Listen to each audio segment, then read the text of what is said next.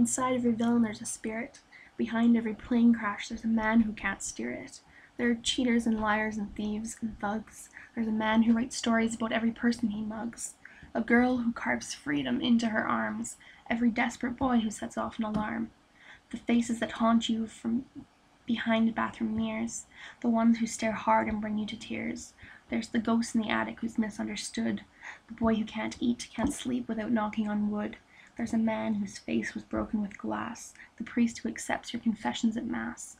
The pathological liars, the heroine buyers, the ones who stab tires, and the young abused girls who live to start fires. Inside every villain there's a spirit, and there's 100 closed ears who don't want to hear it.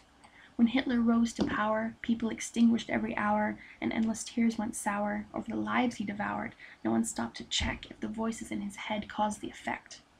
It's easy to reject their humanity, to avoid your own insanity. Inside every villain there's a spirit.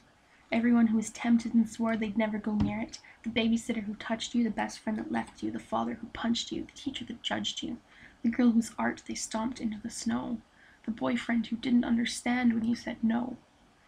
The broken families that come together, the desperate hearts we try to tether, the writers, the singers, musicians, and painters, the ones with eating disorders, the attention-seeking fainters, when left to their own devices can create such a beautiful crisis.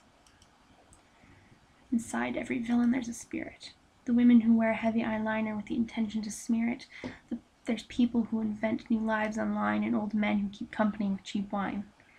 There are sinners, there are winners, housewives who refuse to make dinners, and grandfather fairy tale spinners who all have secrets to hide.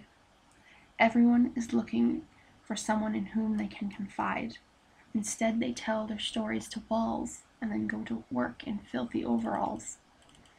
Inside every villain there's a spirit, and yet everyone has been taught to fear it. People who preach with silver tongues, like ladders that are expected to be climbed without rungs, a council built on melodramatics, that pick and choose history, forgetting chromatics.